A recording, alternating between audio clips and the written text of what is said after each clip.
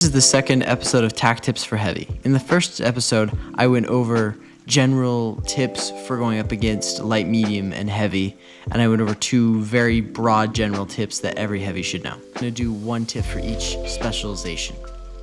We're going to start off with probably the strongest specialization for heavy, which is Mesh Shield.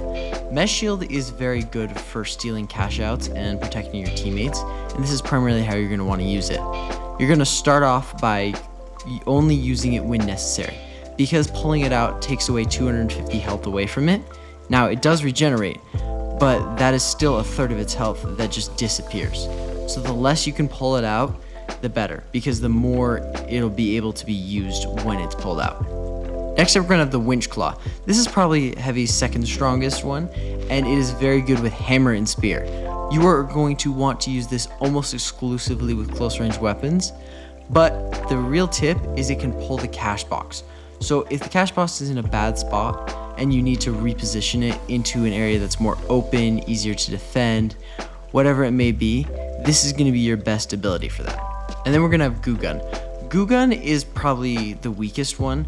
Goo Gun is very interesting. It's probably best with flamethrower and sledgehammer still. It's very similar to Winch in what weapons it's good with. But a tip with Goo Gun is you can use it to lock people in place if you shoot them.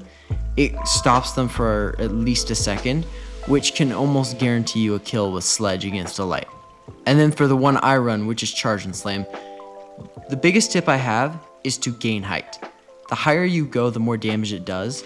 And once you get above a certain height, you will one-shot a light and nearly one-shot a medium. You will do 200 damage maxing out. But that does mean an RPG plus Charge and Slam will one-shot a medium and put a heavy on 50 health. It is very strong if you know how to use it properly.